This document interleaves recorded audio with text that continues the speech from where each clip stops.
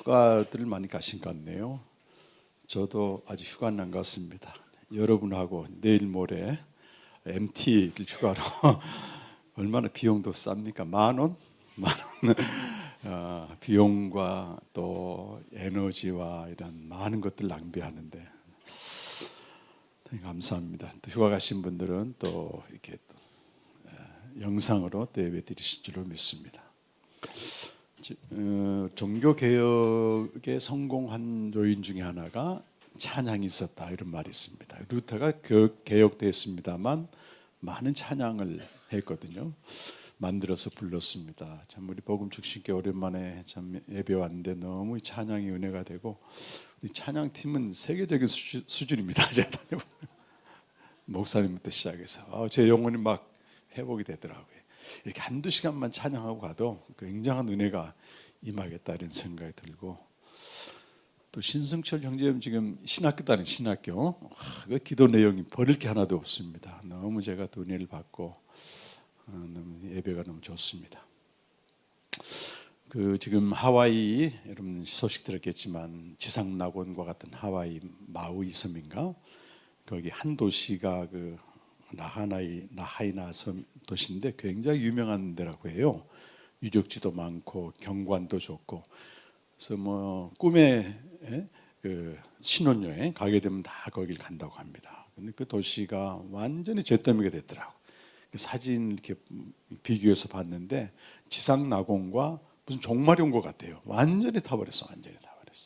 80명이 지금 이미 죽고 도시 전체가 이제 불덩이가 됐기 때문에 사람들이 살기 위해서 바다로 막 뛰어들었는데 바다로 뛰어들어서 산 사람도 있었대요.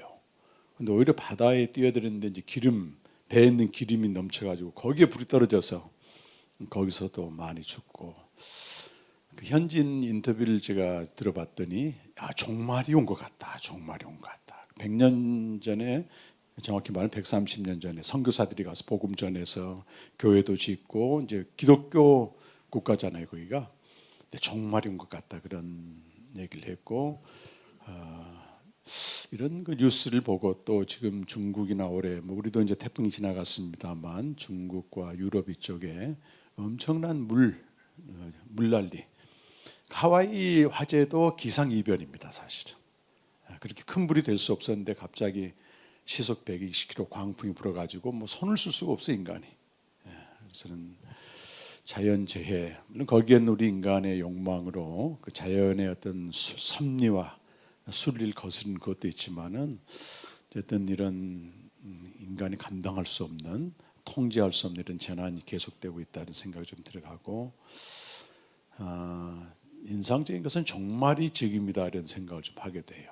그래서 계시록 7장에 보게 되면 이미 종말이 왔어야 되는데 하나님이 잠깐 보류하신 것은 능히 셀 수 없는 큰 물이 하나님만 아시는 구원의 숫자가 차기까지 기다리고 있다.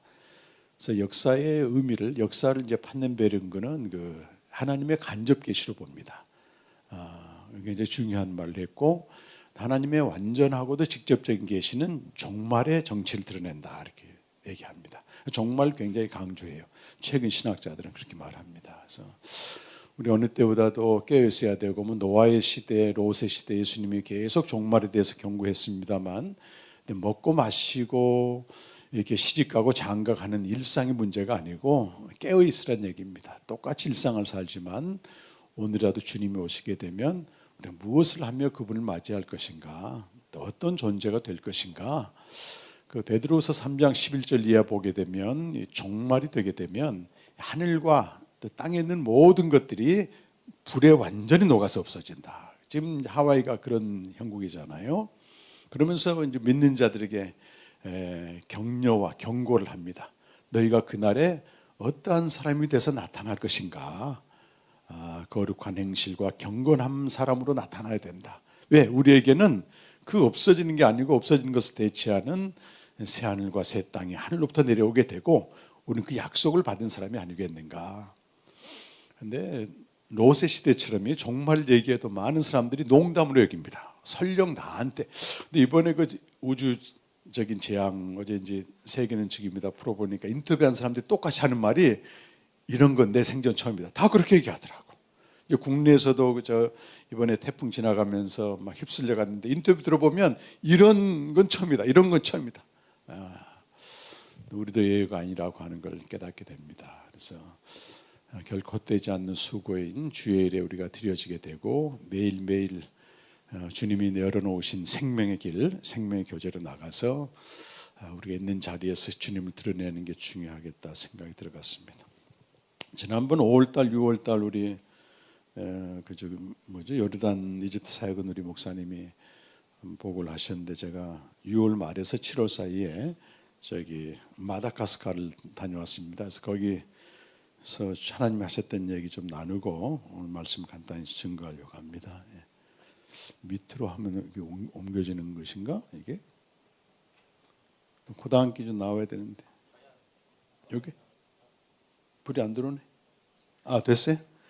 마다가스카르는 아프리카 동쪽에 있는 섬입니다. 굉장히 큰 섬나라고 우리 한반도에 한 2.5배, 3배 가까이 되고 인구는 한 3천만 명.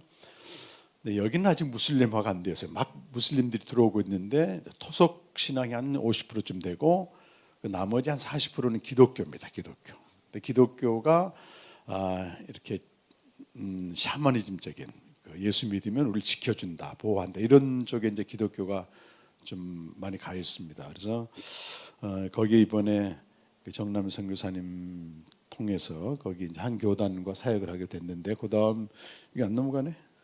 밑으로 해야 되나? 공항에 도착했어요. 알아야 된다니까.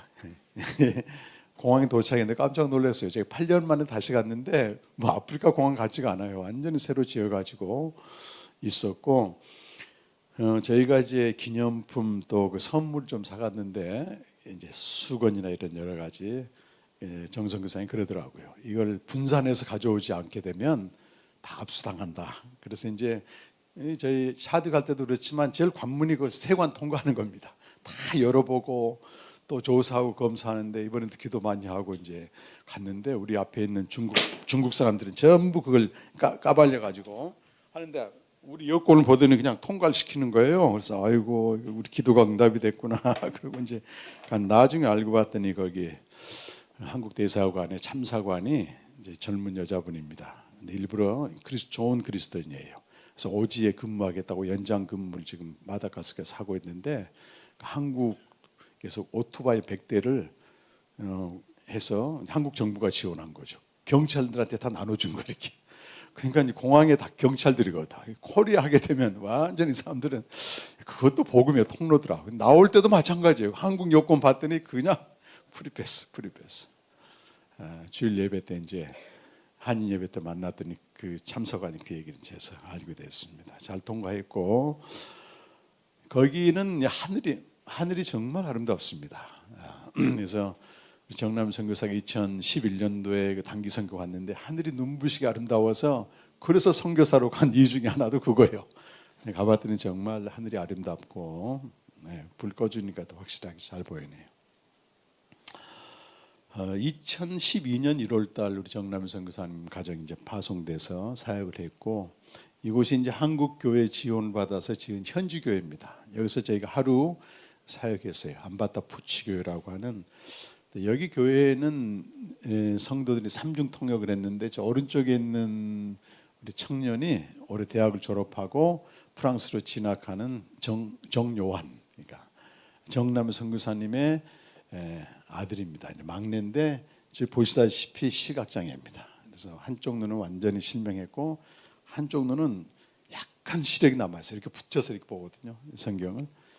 근데 그 9살 때 가가지고 정말 그 어려운 과정인 불어를 다 통과하고 남보다 한 5배 공부해야 됩니다. 그래서 이제 진학을 했고 이제 왼쪽에서 통역하는 분은 현지어로 이제 통역을 하신 분입니다. 남편이 프랑스 분이고 이분은 말라가시 현지 사람이에요. 그 아이들이 이제 점심 먹는 모습이고요. 그 보통 이렇게 부부가 이렇게 단란하게 오는 게 아니고 다 대부분 여자 한 분이서 아이들 데리고 이제 예배를 오는 겁니다. 근데 마다가스카르에서는 가장 가난한 사람들입니다. 이 사람들이. 그래서 이게 이제 특별 식사고 여기 있는 사람들이 이제 많이 갔어요. 근데 한 5시 넘으니까 많이 가더라고. 왜 갔는가 했더니 1시간, 빠르면 1시간 아니면 2시간 걸어서 교회까지 이제 오게 되는데 해가 지게 되면 움직일 수 없으니까 이제 미리 이제 가고 했어요. 근데 어떻게 보면은 가장 가난한 자들인데 이 복음을 이렇게 전했을 때 제가 중간중간 확인하게 되면요, 굉장히 잘 깨닫습니다. 굉장히 잘 깨닫습니다. 그 프랑스의 인류학자인 레비스토로스가 구조주의를 만들어요. 그분이 1908년도에 출생했다. 2001년도인가 한 100세 넘게 사신 분입니다. 근데 이분이 브라질의 교환고수로 갔다가 원주민 마을을 쭉 돌아봤어요. 원주민 마을 돌아봤더니 우리 서구인들이 생각하는 그들과 완전히 다르다는 겁니다. 그 서구인들은 벌써 교육도 받았고 그래서 서구화된 이성이 있어요. 선진화된 문화가 있습니다. 문명이 있습니다. 그래서 은근히 원주민들, 배우지 못한 사람들이 열등하다고 생각했는데 이 사람이 실제로 가서 보니까 그렇지 않다는 거예요. 이성이 똑같다 그걸 이제 발견하고 그동안에 이제 서구 선교사들이 원주민이나 미개한 지역을 복음을 전할 때 우월한 문화나 문명을 가지고 가서 저들을 설득시키려고 했던 게 얼마나 폭력이었나 이걸 이제 고발하는 그런 내용이거든요. 이분들은 정말 가난하지만 오랫동안 준비하고 기다리고 하면서 정말 말씀을 받는데 진지하게 받아요. 그래서 제가 중간중간 확인을 봤는데 너무 잘 깨닫고 있는 거예요. 그래서 여기 담임 목사는 젊은 청년 이제 미혼 그 목사님인데 어디 있나? 여기 잘 안 보이겠네. 그 청년인데 처음에는 이게 말씀이 들어가니까 이렇게 하다가 갈수록 이 빛이 나더라고요. 그리고 이제 전체 목회자 세미나 때 와가지고는 완전히 새로워져 가지고 갔습니다. 여기는 이제 그 다음 토요일 날 우리가 저기에서 사역을 했고 현지 교회에서 그 다음 날 이제 마다가스카르에서는 가장 지식인들이 모인 프랑스 교회입니다. 프랑스인들이 모이는 교회죠. 가장 가난한 이들이 모인 곳에서 삼중통역하고 여기는 이제 프랑스인들이 주로 있고 프랑스에 가서 유학을 하고 돌아와서 불어를 사용할 수 있는 소위 나름대로 인텔리들이 이제 모여 있는 그런 교회예요. 찬양도 제대로 하고 그런데 저기서 이제 이중 통역으로 이제 말씀을 전했습니다. 우리가 미쳤어도 이런 제목으로 이제 바울에 대한 말씀을 전했는데 이제 예배가 끝나고 나니까 그 프랑스 어른들이 몰려오는데 저한테 오는 게 아니고 요한이한테 가는 거예요. 요한이한테 가더라고. 그래서 하는 말이 너는 어떻게 그 불어를 그렇게 정확하게 번역할 수 있느냐, 통역할 수 있느냐. 그때만 해도 요한이가 얼만큼 불어를 잘 하는지 몰랐어요. 근데 여기서 확실하게 그 프랑스인들이 듣고 너무 놀란 거예요. 근데 요한이는 그 시각장애지만은 저랑 만난 10년 가까이 계속 제가 유튜브에 올라가는 우리 복음생명에 대한 메시지를 계속 들었습니다.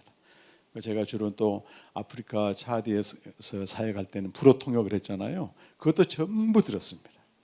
그래서 이렇게 눈이 시력이 약한 만큼 다른 기능이 발달해서 통째로 외워 이 메시지들. 보통 통역을 하게 되면 내가 한 문장 하고 여기서 이렇게 통역자 가는데 세너 문장 아무리 길게 해도 다 성경을 읽지 못하니까 다 듣고 있다 그대로 통역합니다. 하나님 너무 귀한 동역절 예비한 것 같아요. 그래서 처음 통역을 같이 사역을 했는데 생각 이상으로 너무 잘했습니다. 여기까지 우리 본격적인 사역인 프랑스에서 지원을 받아서 마다가스카르에서 세운 교단 세임 교단이라고 하는 교단 목회자 한 130명 이제 모아서 이렇게 4일 동안 이 복음을 전했습니다. 참 원래 북쪽에 있는 그 무슬림 지역 대상으로 사역하는 목사님들만 오기로 돼 있었는데 막상 가보니까 남쪽에 있는 아주 가난한 그 목사님들이 많이 오셨어요.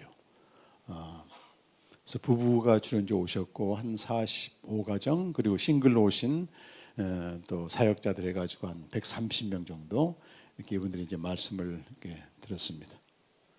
삼중 통역. 그리고 이제 둘째 날은 제 아내가 이렇게 오전 내내 강의를 했어요. 그랬더니 저녁에 이제 어떤 얘기가 나왔는가 하면은 왜 앞에다가는 그 목사님 이름을 딱 걸어놓고 여자가 강의를 하느냐. 이 마다가스카르 이게 안 돼 있어요. 충격을 받는 것 같아요. 문화 충격을. 그리고 그 다음 날도 하게 돼 있는데 못하게 하더라고. 그 스텝이. 왜냐하면 그 통역하는 이 목사님이 참 대단한 목사님이십니다. 복음의 목숨 건 그 마다가스카르 그런 분이에요. 좀 한국도 좀 그렇지만은 교회가 오래되면은 정치 색깔이 있습니다.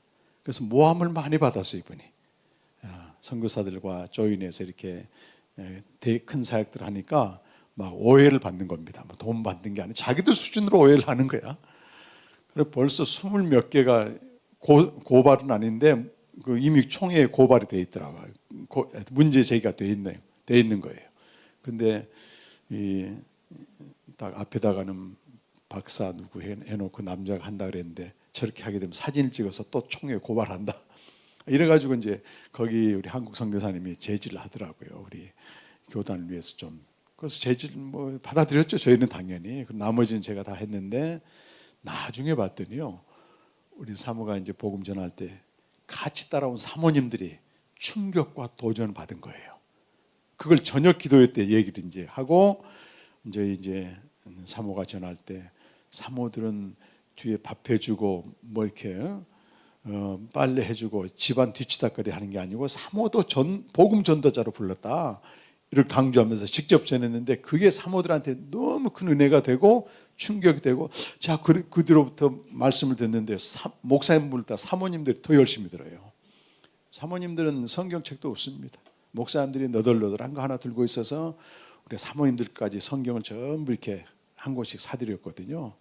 그래서 특히 사모님들이 큰 도전을 받는 그런 시간이었습니다. 다 사모님들 앞에. 네. 그리고 이제 묵상도 직접 한번 해보시고 또 서로 교제도 해보시고 이제 식사입니다. 식사. 남쪽에 오신 목사님들 사모님들은 한 끼 정도 먹어요. 그것 한 숟갈 먹을 게 없으니까 이제 대체 음식을 뭐 선인장도 먹고 해가지고 부작용도 나는데 요 가운데 있는 사진 밤에 찍었는데 요 부부가 오른쪽에 있는 우리 한인 선교사님 미국 시민권을 가진 한인 선교사님이시다. 요 이렇게 이제 저 두 분의 그 선교지 사역지를 가본 거예요. 근데 저 시골인데 거의 밥을 못 먹고 그러니까 사모님이 지금 사진은 안 보이는데 이렇게 배가 이렇게 나와 있거든요. 선인장 독입니다 이게. 그걸 먹고 비참하게 지내는데 복음에 대한 열정은 하늘을 찔러. 옛날 우리 그 일제 시대 때 비슷한 그런 열정이 있었어 이 사람들이. 그래서 죽으면 죽으라고 복음을 전해가지고 이 목사님 사모님은 교회를 한 5개 정도 개척했다고 하더라고요. 전기도 안 들어오는데 막 새벽 5시부터 일어나가지고 찬송가 전부 외워가지고 새벽 기도하고 이렇게 열심히 있는 분들이 이제 오셨어요. 그런데 아까 그런 밥상을 딱 받으니까 이 감당이 안 되는 거라 이게. 뭐 밥도 대단한 거 아닙니다. 밥하고 반찬 하나 하고 또 뭐 이렇게 샐러드 했는데 이걸 양껏 먹을 수 있다 보니까 첫날엔 전부 복통이 생겨가지고 그 조금씩 먹다가 갑자기 많이 먹으니 힘들어 하셨다고 하더라고요. 제가 이분들에게 무슨 메시지를 했는가 하면 사도행전을 통해서 예수가 누구인가, 역사적 예수, 오늘도 말씀과도 관련되지만 예수가 하나님의 아들이고 그리스도이시고 그가 우리의 생명을 주었다고 하는 이 복음을 정확히 알지 못하고 목회를 하게 되면 상황적인 비참함보다 이게 더 비참한 거다. 그걸 굉장히 강조해서 여러분 메시지를 했습니다.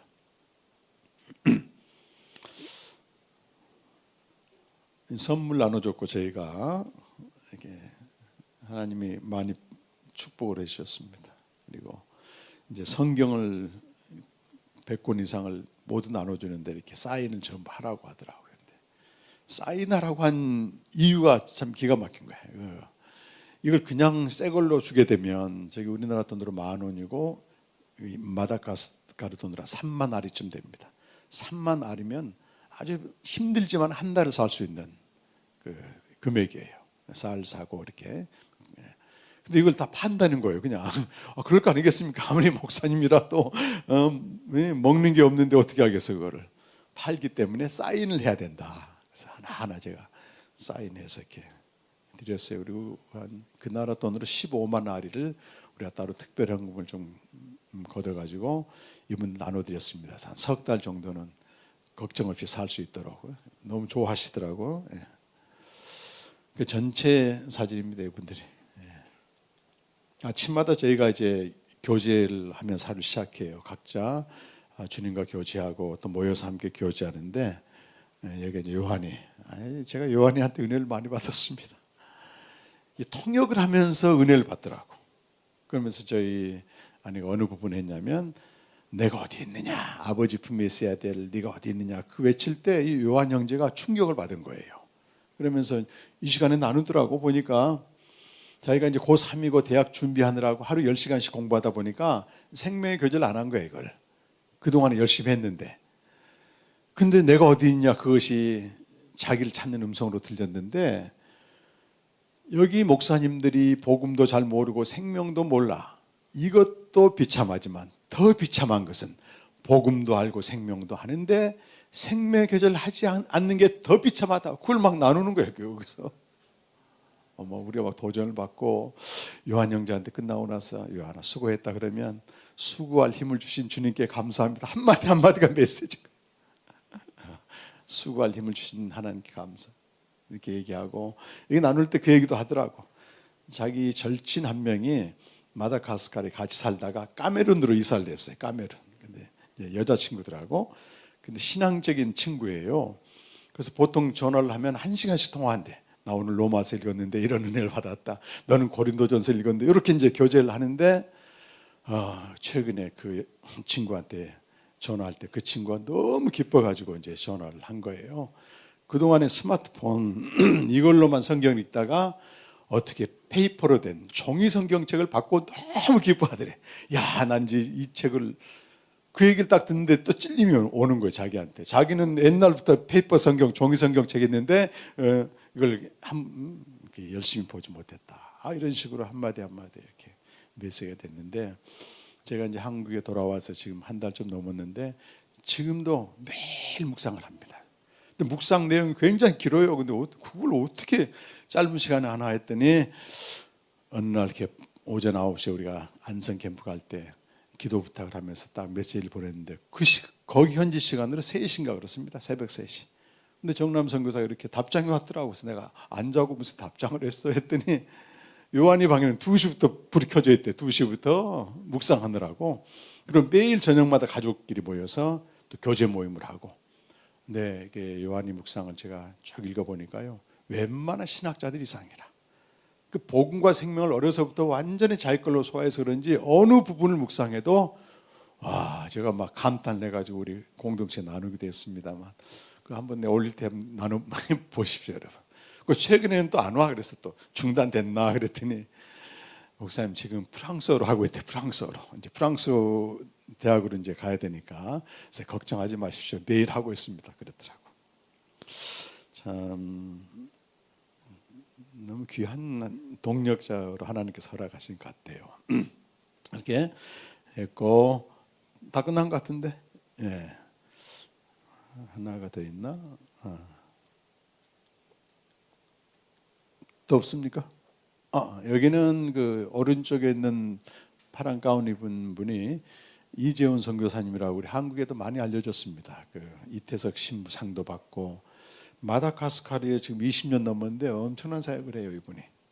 그래서 의사거든요, 의사. 부인이 이제 간호사 출신이고, 그래서 한국 정부의 지원을 받아가지고 마다가스카르 대통령과 정부와 조인해가지고 지금 한 300명 의사를 길러내고 있는 그 프로젝트를 하고 있습니다. 그래서 그때 15년도에 갔을 때 이 팀들에게 제가 한번 세미나를 열었고, 이번에 가서 다시 만나서 하루 마침 시간이 나가지고 하게 됐습니다. 지훈 선교사님도 이렇게 평신도에 이분은 신학은 안 했지만 성경에 대해서 깊이 연구하고 나름대로 했는데, 이제 복음과 생명책을 항상 이렇게 꼽아놓고 좀 영성이 떨어지면 그걸 읽는다고 하더라고. 그래서 하루 와서 이렇게 복음 전하는 그런 시간을 가졌습니다. 참 놀라운 거는 거기 그 세임 교단의 총장이 우리 한국으로 치면 최고의 찬양 사역자입니다. 그 부부가 그래 부부가 그리고 이제 이 팀들이 거기 오셨어요. 그래서 찬양을 하는데 한국어를 가지고 찬양을 하더라고. 너무 감동을 받아서 제가 1분 좀 되는데 한번 들어보십시다.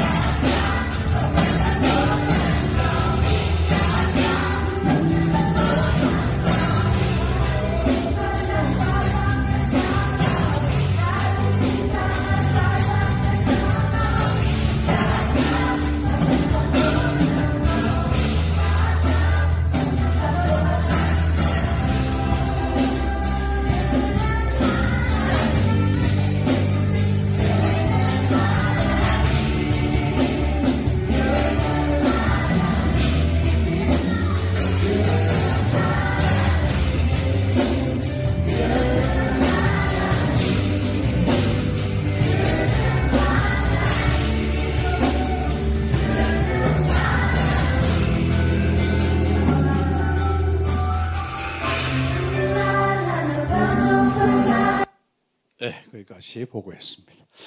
어떤 마다가스카르 목회자들이 이제 각 사역 현장으로 돌아갔는데 이 복음을 통해서 생명을 살고 또 마다가스카르 영혼들에게 생명을 전하는 그런 역사가 있기를 기억나실 때마다 기도해 주시기 바랍니다.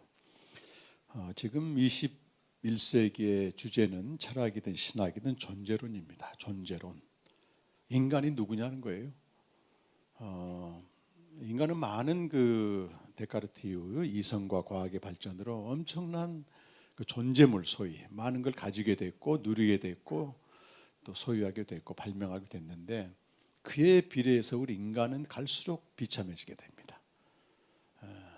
그래서 자기 파괴와 어떤 중독의 시대가 계속되고 있고 자기가 발명한 것에 의해서 도리어 짓밟힘 당하는 앞으로 AI 시대가 돼도 그런 예측을 하게 됩니다. 이것이 정말 우리에게 유익할 것인가 아니면 인간을 파멸할 것인가 그건 고민이 많은 주제거든요. 존재론이 문제가 된다면 결국은 생명의 문제입니다. 우리의 생명이 본질이 바뀌지 않고서는 사람이 아무리 많이 가지고 누리고 살아도 결국은 예수 생명으로 살기 때문에 파멸로 갈 수밖에 없고 여러분 보십시오. 우리 한국 얼마나 잘 살게 됐습니까? 외국 나가게 되면요 한국이 유토피아라 유토피아. 너무너무 실제 잘 삽니다. 근데 그 존재가 바뀌지 않게 되면 어떻게 됩니까? 고작 그것으로 뭐 육체적인 만족으로 해서 쾌락으로 해서 우리 2세들한테 물려줄 게 그 이상이 없는 거예요. 존재가 변해야 됩니다. 존재론의 해답은 고린도후서 5장 17절에 있습니다. 여러분. 그런즉 누구든지 그리스도 예수 안에 있으면 새로운 피조물, 새로운 존재가 된다는 것입니다. 이전 것은 지났으니 보라 새 것이 되었도다. 시간이 갈수록요 복음을 통해서 생명을 알고 누리는 것이 얼마나 큰 복인지 교회에서 계속 얘기하니까 목사님 그렇지만은 전체적인 지금 시대 정신을 봐도 생명으로 살지 않으면 답이 없다고 하는 게 그대로 나옵니다. 여러분. 교회요, 우리 한국 교회, 서구 교회 따라갑니다, 여러분. 생명으로 세우지 않는 성도 각자가 퍼스널 리바이벌, 성도 각자가 말씀으로 사는 그런 그 교회가 아니고서는 한 시대 풍조로 종교성으로 그냥 지나가게 됩니다. 괜히 하는 말이 아니고 요즘 고민이 많습니다. 저도 코로나로 다시 시작된 한국교회가 어디로 가야 될 것인가. 다시 옛날로 갑니다, 여러분.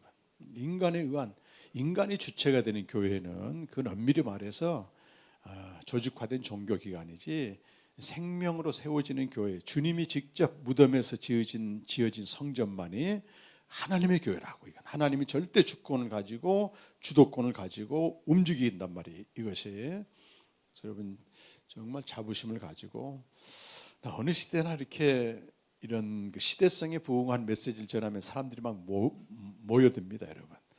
근데 본인들에게 이렇게 도전을 주고 직접 말씀 앞에 나가게 하고 이건요 좁은 길입니다. 좁은 길. 좁은 길에 들어와 있지만 진짜 길에 들어왔다고 하는 걸 여러분들에게 말씀드릴 수 있는 것입니다. 오늘 그 본문 말씀도 초대교회 아주 역동적인 전도의 과정이거든요. 바울이 사도행전 보게 되면 13장에서 21장까지 3차례에 걸쳐서 전도 여행을 합니다. 바울이 어떤 사람이었어요, 여러분? 제일 앞장서서 예수를 받게 했던 사람이거든요.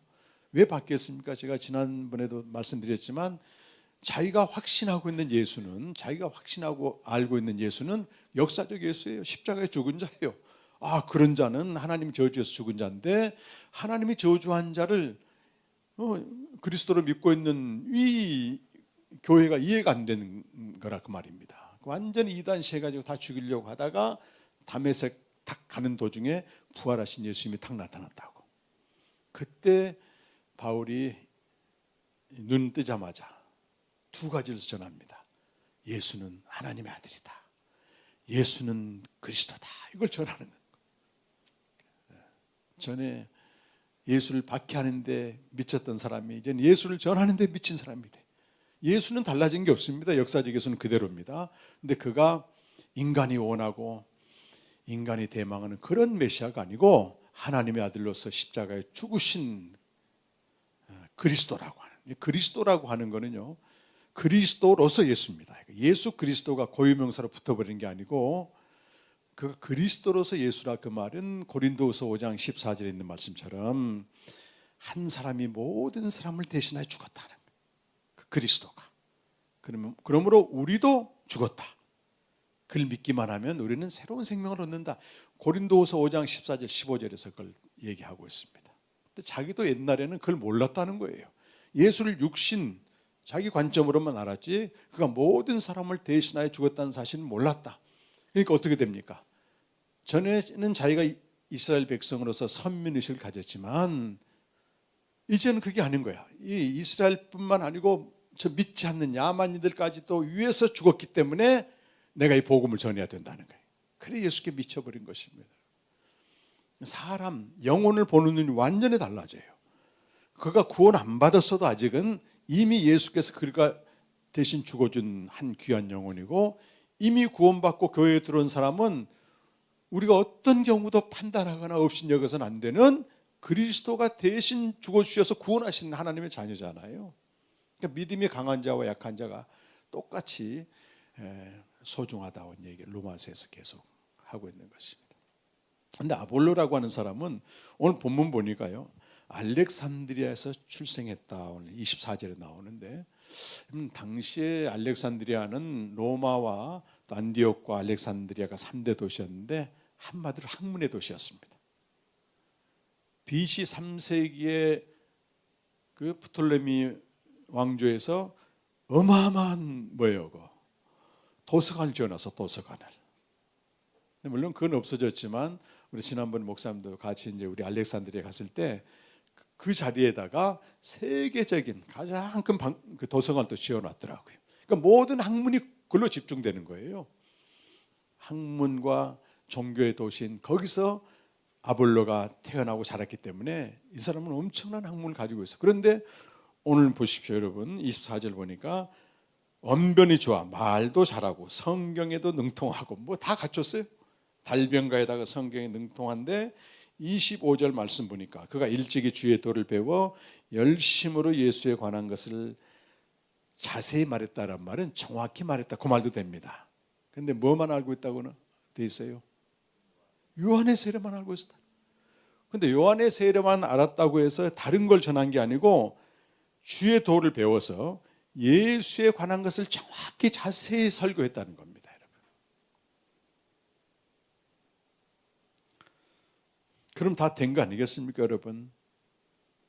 그런데 26절에 보니까 회당에서 자신 있게 얼마나 말도 잘하고 또 아는 것도 많고 성경에 능통하고 예수에 대해서 많이 알았기 때문에 담대하게 전했겠죠. 그때 브리스길라와 아굴라가 그걸 들어보더니 이 아볼로를 데리고 따로 가서 오늘 설교 주제인 하나님의 도를 정확하게 풀어서 설명해 줬다. 이렇게 나와요. 이렇게 되어 있습니다. 근데 브리스길라가 부인이고 아굴라가 남편입니다. 근데 그 여자 이름이 먼저 나와 이례적으로 그 믿음이 더 좋았던 거 같죠. 영향력이 더 컸었는지. 브리스길라와 아굴라는 원래 로마에서 예수를 믿게 된 사람들이에요. 근데 그 앞에 18장 2절 말씀 보게 되면 로마의 글라우디우스 황제 때 유대인들 안에 무슨 소동이 일어났습니다. 크리스투스라 그래가지고 그리스도로 인한 소동일 수 있는데 예수를 안 믿는 유대인들과 믿는 유대인들과 소동이 일어났겠죠. 그러니까 황제가 유대인들은 다 추방시켜 버린 거예요. BC AD 41년에 추방령이 떨어졌습니다. 그러니까 그리스도인이든 아니든 다 유대인들은 나와야 돼. 그 아굴라와 브리스길라는 어디로 추방됐냐면 고린도로 왔어요. 거기서 바울을 만나게 되는 겁니다.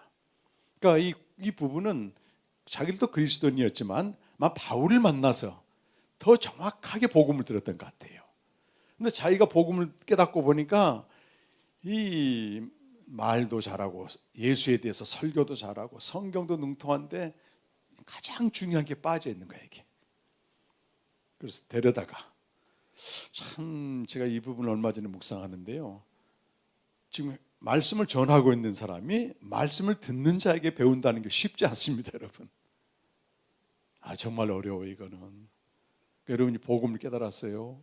그래서 이제 설교를 들어봤더니 저 목사님 복음을 잘 모르겠네, 모르나 보네. 그래서 목사님 우리 집에 와서 좀 교제 한번 합시다 해가지고 할 수 있습니까? 쉽지 않습니다, 정말.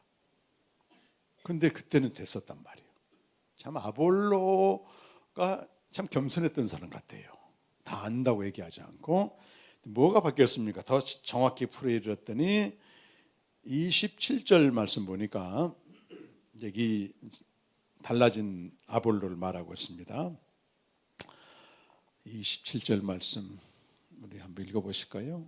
아볼로가 아가야는 고린도를 말합니다. 아가야로 건너가고자 하므로 형제들이 그를 격려해서 제자들에게 편지를 쓰 영접하라 하였더니 그가 가매 은혜로 말미암아 믿은 자들에게 많은 유익을 줬다. 이는 성경으로서 보십시오.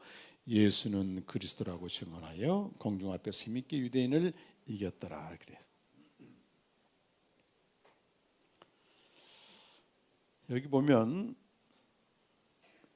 27절 끝에 은혜로 말미암아 믿은 자들에게 유익을 줬다. 이 말씀을 주목해 보십시오. 이미 하나님의 은혜로 믿게 된 사람들, 구원받은 그 사람들에게 유익을 줬다는 거예요. 어떤 유익을 줬다는 거예요? 성경을 가지고 예수가 그리스도이심을 증언했다고. 달라진 게 이겁니다, 여러분.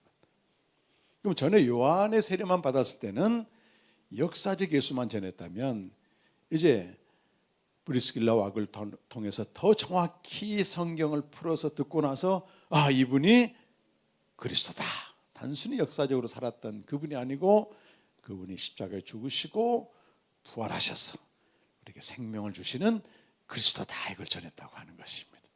그래서 복음은요, 물론 믿지 않는 사람들에게도 전해야 되지만 그들이 교회로 하나님께서 인도하는 과정은 다양하게 하십니다. 고난을 통해서 인도하든 전도를 통해서 하든 전도 폭발을 통해서 하지만 그들이 하나님의 은혜로 믿게 됐다면 그들에게 복음을 정확히 전해 주어서 생명을 얻고 누리는 이쪽으로 가도록 해줘야 되는 게 교회가 해야 될 일이다, 그 말이에요. 그러려면 어떻게 해야 돼요? 예수가 그리스도이심을 알아야 된다. 그게 성령 세례가 그겁니다, 여러분. 제가 신학교 다닐 때도 그랬지만 한동안 우리 한국교회 성령에 대한 오해가 굉장히 많았어요. 그래서 보통 이제 둘로 갈라집니다. 우리 이제 장로교 쪽에서는 성령 세례 이걸 별로 인정하지 않고 뭐 성령 예수 믿을 때 다 받았는데 뭘 또 받아야 되느냐. 순복음 교회나 제가 속했던 성결교회는 성령 세례를 받아야 된다. 성령 세례가 뭐냐? 체험이라는 겁니다. 방언을 하게 되고 이걸 해야만이 진짜 능력 있는 그리스도인이 된다 해가지고 성도들이 혼란스러워하는 거예요. 이미 구원받았는데 뭔 또 성령 세례를 받아서 그럼 체험하지 않으면 가짜인가 이런 의심까지 불러일으킵니다.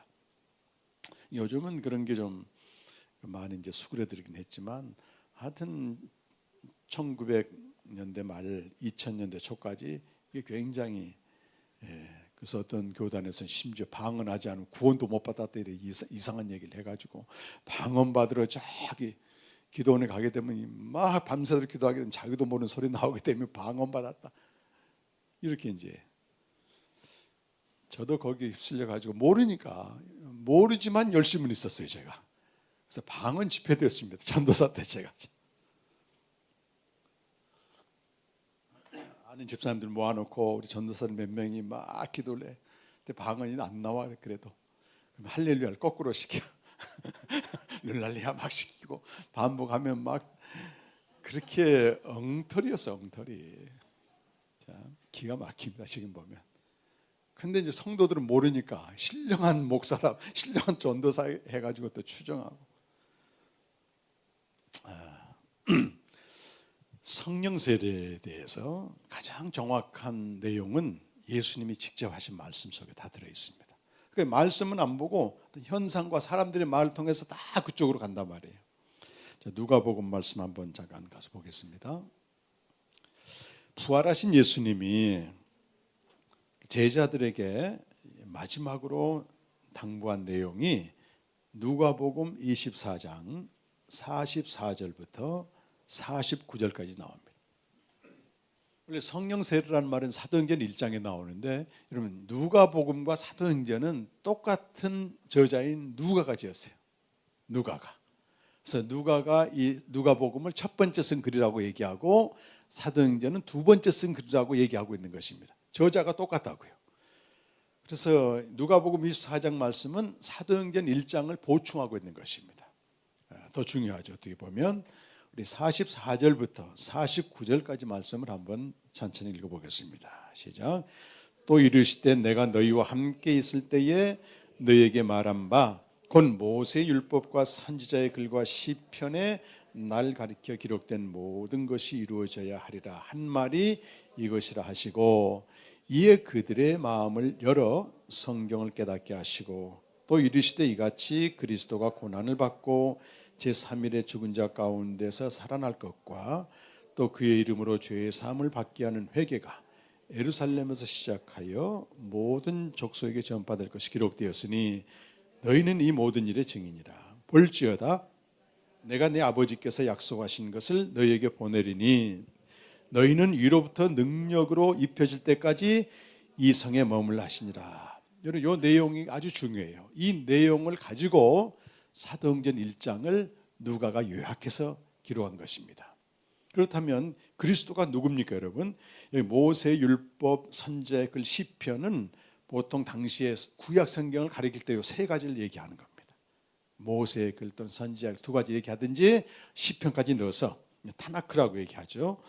근데 성경에서 그리스도를 뭐라고 가르치냐면 고난을 받고 죽으시고 3일 만에 살아난 그 그리스도다 이거 얘기하는 거예요. 구약 성경 전체에서 증거하는 그리스도는. 그런데 제자들이 이제 무슨 일을 해야 됩니까? 바로 성경이 증거하는 그 그리스도를 47절에 보니까 예루살렘에서 시작하여 모든 족속에 전파해야 되는 것입니다. 증인이 돼야 된다는 거죠. 그런데 스스로 힘을 하지 말고 위로부터 능력으로 입혀지는 것. 이것이 성령 세례입니다. 사도행전 1장으로 이제 가보시면 사도행전을 이 방금 읽은 누가복음 가지고 있게 되면 훨씬 와닿습니다. 1장 4절 말씀 5절 말씀 같이 시작. 사도와 함께 모이사 그들에게 분부하여 이르시되 예루살렘을 떠나지 말고 내게서 들은 바 아버지께서 약속하신 것을 기다리라. 요한은 물로 세례를 베풀었으나 너희는 몇 날이 못되어 성령으로 세례를 받으라 하셨느니라. 아버지께서 약속하신 게 뭐예요? 위로부터 임하는 능력이에요. 그 능력이 임하게 되면 예루살렘에서 땅끝까지 그리스도의 증인이 되는데, 어떤 그리스도다? 성경에서 증거하는 그리스도예요. 죽으시고 부활하시고 생명 주신 그 그리스도에 대한 증인이란 말이에요. 그런데 5절에 보니까 요한은 물로 세례를 베풀었다. 근데 너희는 몇 날이 못되어 성령으로 세례를 받으라. 그럼 아까 아볼로가 요한의 세례를 받았다는 얘기는 뭐예요? 성령 세례를 몰랐다는 겁니다. 근데 성령 세례를 받고 보니까 아볼로가 어떻게 바뀌어요? 예수가 누구 임을 증거합니까? 그렇죠. 그리스도의 임을 증거하는 거죠. 그 그리스도를 어떻게 증거했다고 되어 있어요? 성경에, 그 말, 성경에. 성경을 가지고 예수가 그리스도의 임을 전했다. 이게 이제 완전히 알아가는 것입니다. 이게 정확히 아는 거예요. 성령 세례라고 하는 건 단순히 나타난 현상이 중요한 게 아니고, 예수가 단순히 역사적으로 계신 분만 아니고 당연히 역사적으로 계셔야 됩니다. 19세기 자유주의자들은 아예 예수님의 역사적 예수까지도 부인해. 우리 인간의 이성으로 알 수 없다 해가지고 유령 믿는 거죠. 유령. 그거는 그분이 반드시 하나님의 아들이지만, 오늘 우리 신승철 형제님이 기도한 것처럼 하나님의 아들이 육신을 입고 오신 거예요. 그분이. 그래서 그가 죽으심으로 우리 모든 죄를 용서하시고 창세전에 약속된 생명을 주었다. 아주 정확한 고백을 하잖아요. 아는 겁니다. 이걸 모르게 되면 어떻게 될까요, 여러분? 예수를 믿긴 믿어. 근데 예수를 역사적 예수로만 믿기 때문에 우리가 원하는 무언가를 그분에게 열심히 기도하고 자꾸 하게 되면 응답한다고 하는 복음서에서 나타난 그 사건과 기적들이 다시 나타나길 계속 바라는 거예요. 이건 미신입니다. 미신. 이것이 마다가스카르 목회자들도 이렇게 오해하고 있었던 것이 있었어요. 자기 딸을 위해서 기도했더니 하나님이 귀신 쫓아내게, 열심히 또 기도했더니 병이 나왔어. 역사적 예수의 3년간의 활동을 현재에서 다시 리바이벌, 다시 현재와 실제화시키기 위해서 열심히 하는 겁니다, 사람들이. 이거는 각자 다른 예수예요. 예수님이 마태복음 21장 보게 되면 그 예루살렘 성으로 입성하잖아요. 근데 사람들의 꿈이 뭐냐면, 로망이 뭐야? 저 예수가 예루살렘에서 왕이 되면 우리의 소원 성취되고 모든 필요가 이루어진다. 환상 속에서 막 예수님을 환영하는데 외쳤던 말이 히브리어로 호산나요, 호산나. 우리를 구원해 주소서. 그 구원의 내용이 뭐겠습니까, 여러분? 우리의 필요를 채워주는 게 구원의 내용인 거예요. 그들에게는 온 예루살렘에 소동이 막 벌어져. 예수로 인한 소동이 벌어져. 그러니까 사람들이 막 묻습니다. 대체 저가 누구냐? Who is he? 누구냐? 주변 사람들이 대답합니다. 저가 말이지 나사렛 사람 예수다. 선지자다. 나사렛이라고 붙으면 뭘 말하는 거예요?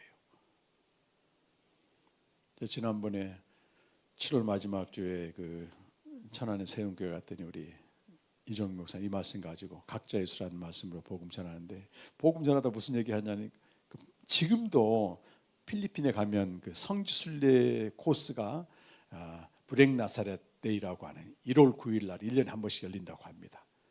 원래 1607년에 스페인 신부들이 멕시코에 있는 그 예수상을, 갈색으로 된 예수상을 배에다 싣고 왔는데, 오다가 배가 불이 나서 다 타졌어요. 희한하게도 그 예수상은 약간 걸리기만 했지 타질 않은 거예요. 이게 우상이 돼버린 거예요, 그들에게는. 지금 400년이 넘었는데 매년 블랙 나사렛 데이가 되면 사람들이, 제가 최근 기사를 보니까요, 600만 명이 모여든대. 그 원래는 그 성당 안에다가 집어넣어놨다 그 한 날만 공개하거든. 그 사람들이 못 가지. 접근을 못 하잖아. 이렇게 접근을 못 하는데 무슨 기술자가 등장했냐면, 저 멀리서 수건을 던져, 이렇게 손수건을 던져주면 가까이 있는 사람이 탁 만져가지고 예수상을 만졌다가 다시 돌려주는데 정확하게 꼽아준다. 정확하게. 그 얘기를 하면서 이종민 목사가 오늘날도 그렇다는 거예요. 그 사람의 필요를 정확하게 꼽아서 던져준다는 거예요. 가정에 문제가 있는 사람들, 내면에 문제가 있는 사람, 자식 문제가 있는 사람들 정확하게 꼽아주는 이 예수 신앙이 미신이 아니고 뭐겠습니까? 정확히 모르면 그렇게 돼요. 우리도 뭐 목사라고도 외워 있습니다. 저도 아볼로처럼 말이죠. 뭐 이렇게 능변은 아니었고 했지만 정말 열심히 했습니다. 뭘 열심히 했겠습니까? 역사적 예수전했어요. 목회 3대 지표, 예수님이 하셨던 일 치유하시고 가르치시고 선포하시고 세 가지 딱 프리칭, 티칭, 힐링 해놓고 힐링을 제일 많이 하셨다 예수님이. 제가 육체적인 병 고치는 능력은 없으니까 내적 치유 가가지고 그 배워서 그냥 열심히 사람들 마음 치료해주고 그런 걸 한 거예요.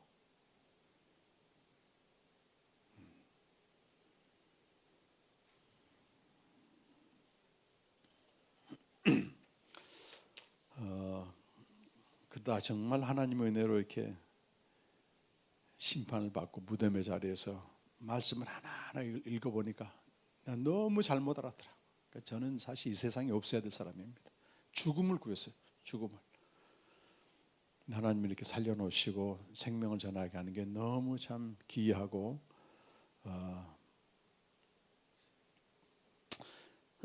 캠프를 열면은 한두 사람 깨닫고 이렇게 생명으로 나가는 게 습관이 정말 쉽지 않습니다. 전쟁 치료해야 돼, 전쟁. 네. 2주 전인가 아는 그 선교사님 통해서 그 부산에 있는 꽤 큰 병원이더라고요. 그 일신 기독병원에서 이렇게 한 5년 만에 이렇게 전체 그 신체 검사인가 건강 검진을 했습니다. 근데 결과를 보러 이제 지난주에 갔다 왔는데 의사가 한 20분 설명하더라고요. 근데 저는 내 몸에 느끼는 건 하나도 없어요. 다 건강해 보여요. 근데 탁 찍어보고 검사해 보니까 문제가 많이 생겼어. 그래서 경고 비슷하게 하더라고요. 이거 끊지 않으면 안 됩니다. 근데 그 전에도 얘기를 많이 들었어요. 그 몸이 안 좋으니까 먹지 마라. 다 건성으로 넘겨, 건성으로.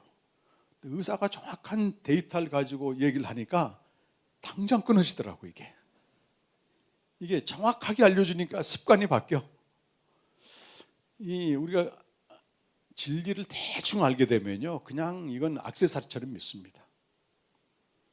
그런데 정확하게 예수가 그리스도고 생명을 주셨고 생명의 교제 안 하면 끔찍하다는 걸 알게 되면요, 결국은 문제는 어디서 결정되냐면 습관에서 결정됩니다. 습관. 참 우리 김양란 사모님 저기 단톡에다 올리는데 어쩌 아들 셋 기르면서 정말 쉽지 않거든요. 어쩔 때는 자정 넘어서도 막 묵상을 하고 하는데요. 습관입니다. 습관. 지금 잼버리대회 이제 끝났습니다만 많은 젊은이들이 한국에 한 4만 명 가까이 왔다가 지금 갔잖아요. 지금 가고 있더라고 어제부터인가. 그런데 잼버리 대회는 원래 고생하러 오는 데입니다. 고생하러. 관광하러 오는 게 아니에요. 도전 정신을 기르고 이런 것 때문에 했는데 어쨌든 뭐 새만금에 좀 문제가 있어서 중간에 철수됐습니다만 지금 비슷한 시기에 프랑스의 떼제라고 하는 조그만 마을 가게 되면 젊은이들이 구름처럼 몰린다고 지금 몇십만 명이 다녀갑니다. 80개국에서 젊은이들이 매년 와 매년. 근데 뭐 하겠습니까? 거기 와서 찬양하고 묵상하고 기도하고 침묵하고 하나님 느낀다는 거예요. 그러면서 한순간이라도 내가 주님 품에 있다고 하는 걸 느끼기 위해서 그렇게 비용을 지불해서 간다는 거예요. 제가 이걸 보면서요, 종교는 아직도 희망이 있다. 인간은 영적인 목마름 때문에 힘든 거지. 물론 가난하고 고통스럽게 살면 상황적인 목마름이 있지만 진짜 인간의 목마름은 영적인 목마름이 아까 우리 찬양했잖아요. 수가성 여인의 찬양. 이게 있는 한은 기독교는 없어지지 않습니다, 여러분. 네, 이 떼제 공동체는 지금 젊은이들에게 가장 효과적인 야곱의 우물이에요. 그 여인이 찾았던. 왜? 갔을 때는 느끼지만 오면 또 한 달 지나면 없어지거든. 없어집니다. 2013년도에 제 캠프에 오셨던 목사님이 의정부에서 목회하고 있습니다만 이분이 떼제 공동체를 갔었어요. 너무 목이 말라가지고 목회자인데. 그러다가 저희 이제 캠프에 왔는데 2박 3일 동안 똑같은 경험을 한 겁니다. 그리고 그날부터 지금까지 10년이 넘었는데 매일 주님과 교제하면서요. 생수를 길러내, 생수를. 어디로 가는 게 아닙니다, 여러분. 영생의 말씀이 주께 있사오니 우리가 누구에게로 가오리까? 어디로 가는 게 아니에요. 누구에, 누구? 생명의 말씀이신 그분에게 가라는 거예요, 그분에게. 우리 날마다 이걸 이사야서 12장 보면 구원의 우물에서 매일 생수를 길러낼 수 있거든. 내게 이미 생명이 있고 우리 안에 성령이 있기 때문에 내가 말씀 앞에 나가게 되면 생수를 길러냅니다, 여러분. 저 어제도 오늘 또 우리 조 목사님 그 긴 묵상글 읽는데요. 이게 그냥 나오는 게 아닙니다, 여러분. 하루 종일 생수를 길러내는. 누굴 위해서 하겠습니까, 여러분? 근데 이걸 싸구려 취급하고 그냥 지나가 버리고 우리가 살고 죽는 문제인데 매일 이런 목사가 어디가 있냐고 사실. 대충 새벽기도 때우고 이렇게 하지. 이 마지막 때입니다. 지금은 정말. 기독교 2000년 역사를 쭉 훑어보게 되면 20세기 중반부터 성령이 교회 안에 들어오면서요. 생명이 샘솟듯 흘러나오기 시작한 겁니다. 그 전만 해도 거의 닫혀 있었어요. 우리는 황금기에 살고 있습니다. 그만큼 종말이 임박해 마지막 때가 가까이 오고 있다는 거예요. 어떻게 맞이하실 겁니까? 저는 그 하와이 그 사람들 인터뷰 보면서 오늘 우리에게도 일어날 수 있는 문제다. 개인의 종말은 오늘이라도 올 수 있는 것입니다. 우리 인생은 자기 원인이 자기에게 달려있지 않고 스스로 있는 자인 하나님에게만 자기 원인이 있는 것입니다. 그러니까 내 인생을 모르는 거예요, 나도. 근데 매일 우리에게 아들의 죽음으로 말미암아 주신 생명이 우리 안에 있으니 아침마다 나가는 겁니다. 생명 앞에 나가서 하나라도 깨달은 걸 적고 달라집니다, 여러분. 그래서 우리 복음중심교회가 정말 하나님이 이렇게 이 시대 생명의 공동체로서 보루로 세워놨는데 이걸 헛되이 하지 말고 여러분 함께 힘을 합해서 우리가 그렇게 살 때 다른 사람들에게 생명을 또 흘려보내는 거예요. 그거 여러분 이미 정확히 알고 있습니다. 아볼로보다 낫습니다. 예수가 그리스도고 그 우리에게 죽으시고 장사되시고 부활하심으로 생명을 주셨다. 네. 이제 우물로 나가십시오, 여러분. 주님이 기다리고 계십니다. 그래서 세상이 줄 수 없는 목마른 시대에 매일 생명수로 충만하시고 가는 곳마다 흘러보내시는 여러분 되시길 간절히 축원합니다. 우리 한번 기도하겠습니다. 우리 함께 한번 기도하겠습니다. 주님은 다 주셨습니다, 여러분. 형제들아 속지 말라. 야고보서 기자가 말합니다. 변함도 없고 회전하는 그림자도 없는 빛들의 아버지께서 가장 좋은 선물은 생명이라고 말씀합니다.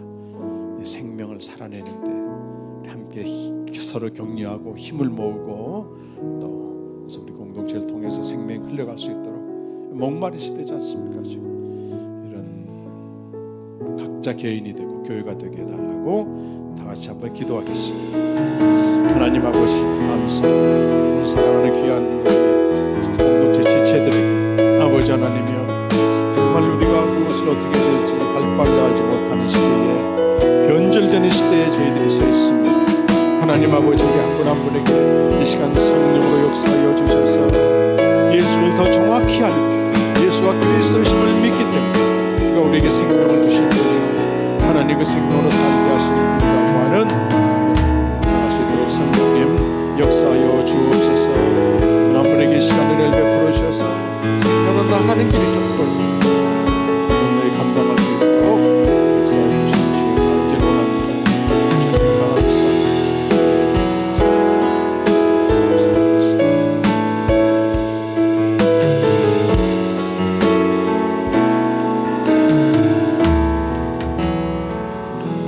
하나님 아버지 우리 인간의 한계를 절절히 느끼는 불가항력의 시대에 저희들이 살고 있습니다.